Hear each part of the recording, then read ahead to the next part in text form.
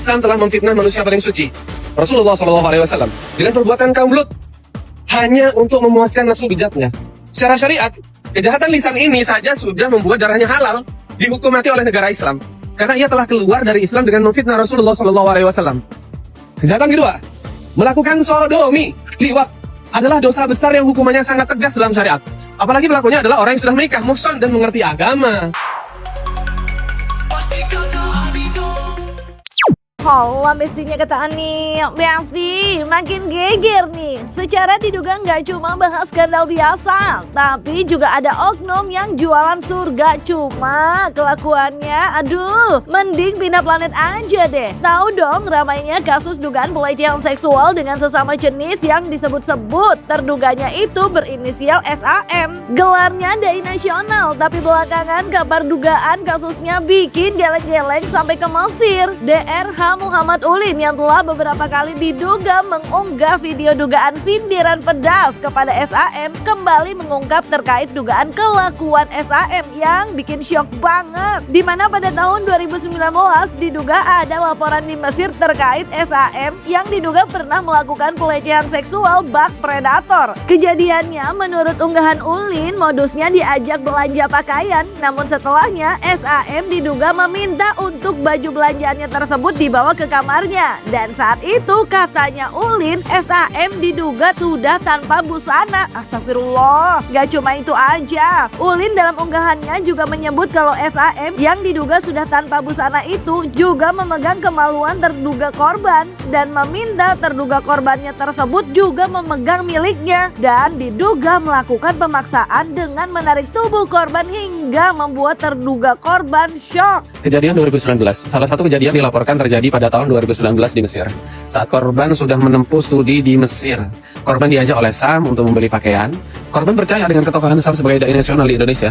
Setelah itu korban diajak ke kediaman Sam di Mesir.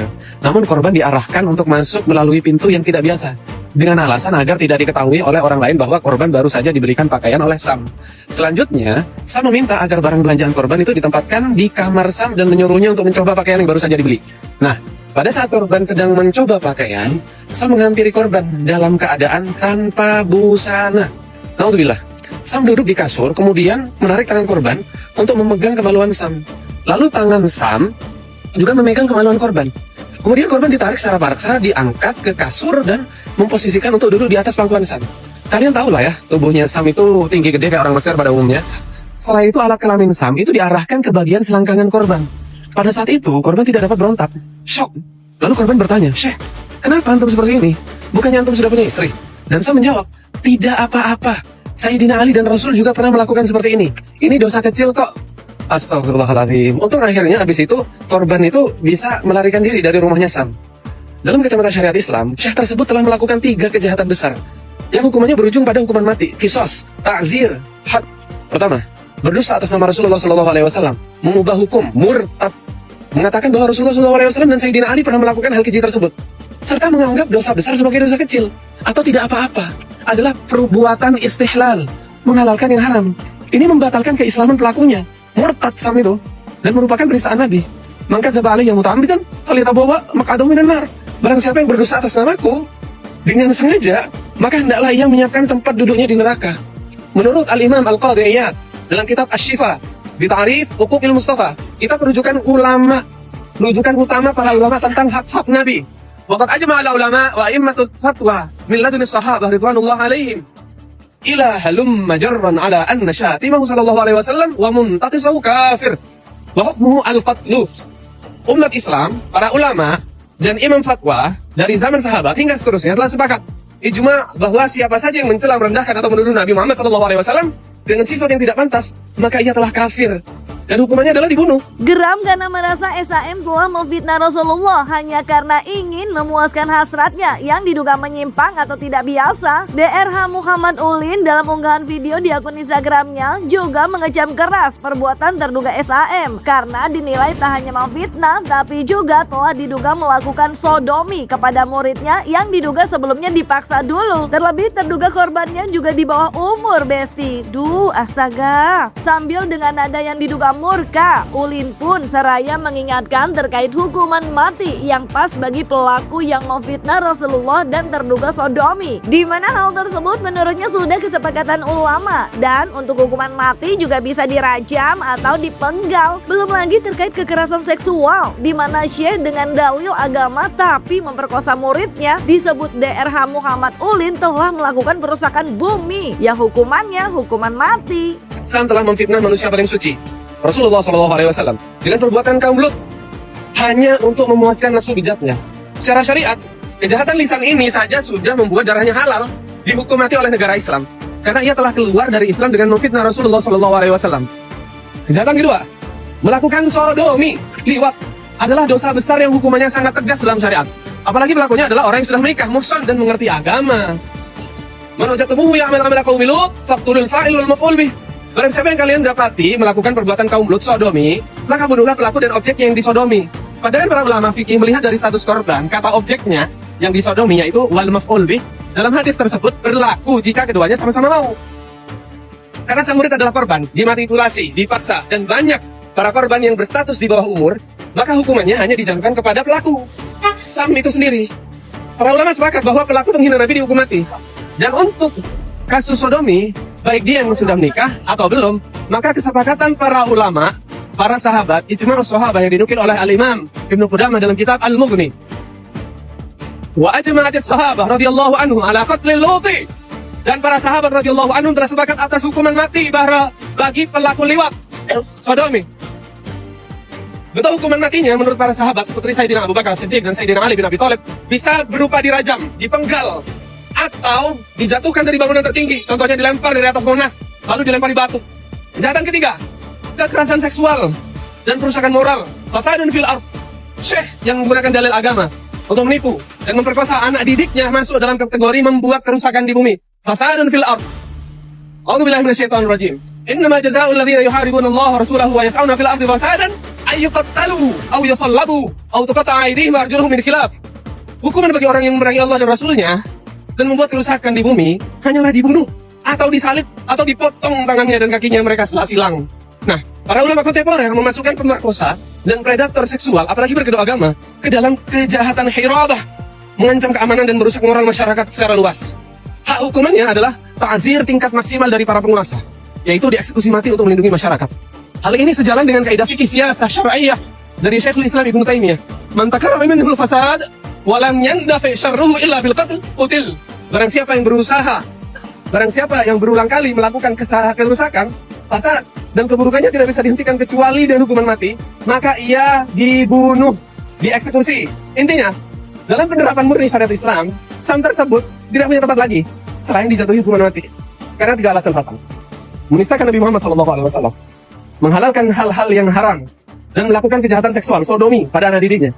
Catatan ya, dalam konteks Indonesia, penerapan hukuman tentu mengikuti hukum positif, KUHP, UU TPKS, dan lain-lain, dengan ancaman pidana maksimal bagi predator seksual, berkedok pemuka agama, ulama, dan pendidik. Ya, mencuatnya dugaan tindakan SAM yang diduga merupakan Syekh Al-Misri hingga kini memang masih belum diberikan klarifikasi langsung oleh Syekh Al-Misri. Namun berita tentangnya udah cukup panas banget, Besti. Terlebih netizen yang cocok logi sebelumnya diduga merasa makin yakin ketika dinyatakan SAM ini merupakan juru tahfiz Quran yang sering warawiri di TV nasional. Meskipun saat itu Komisi 3 DPR RI tidak menyebut namanya, alias hanya inisial aja. Namun warganet pun diduga langsung menggeruduk akun Syekh Al-Misri. Ditambah lagi, Syekh Al-Misri justru diduga kabur ke Mesir di tengah ramainya dugaan pelecehan seksual sesama jenis yang mengarah padanya. Sementara banyak warganet yang menyayangkan kepergiannya itu karena menunggu klarifikasi darinya.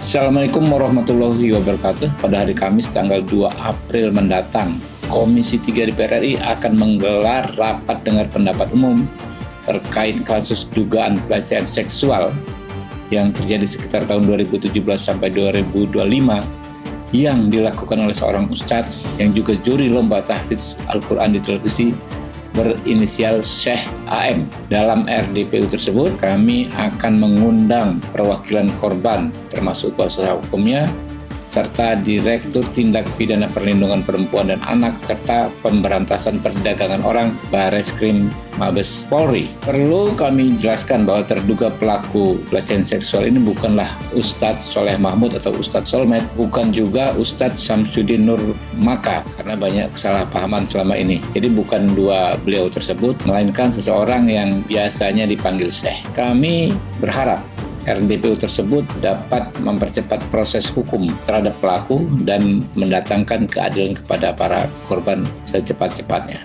Terima kasih. Wassalamualaikum warahmatullahi wabarakatuh.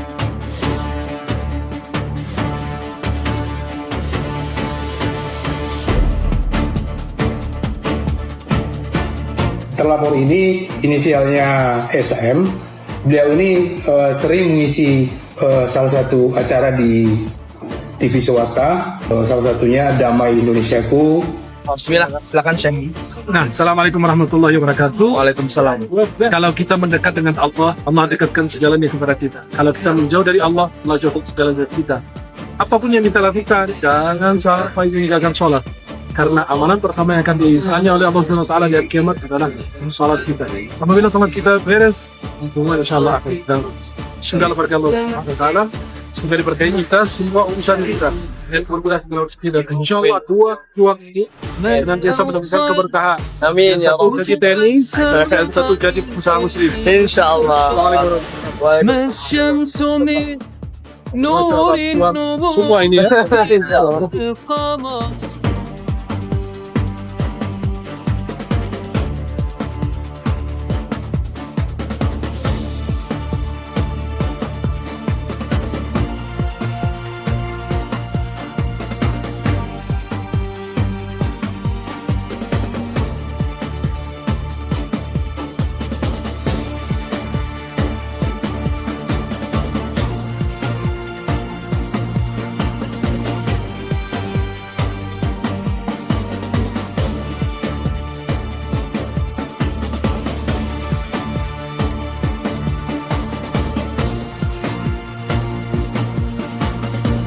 Bertolaknya Syekh Al-Misri ke Mesir makin mencuat bak bola salju yang terus membesar. Berbagai spekulasi bermunculan, terutama setelah SAM diketahui memilih untuk bertolak ke luar negeri di tengah panasnya isu tersebut. Banyak yang menyebut kepergiannya ke Timur Tengah adalah upaya untuk healing atau mencari ketenangan. Namun tidak sedikit pula yang menuding ini adalah langkah taktis untuk menghindari proses hukum yang sedang berjalan di tanah air. Kritik pedas pun datang dari berbagai kalangan, termasuk pemuka agama, salah satunya adalah DRH Muhammad Ulin Nuha yang diduga menyindir tajam timing kepergian SAM yang diduga terlalu presisi. Ia menantang SAM untuk bersikap jantan dan menghadapi kasus ini secara langsung di Indonesia ketimbang hanya memberikan pembelaan melalui media sosial. Dengar-dengar ada yang tiba-tiba pulang kabur ke Mesir nih pas lagi rame-rame kasus.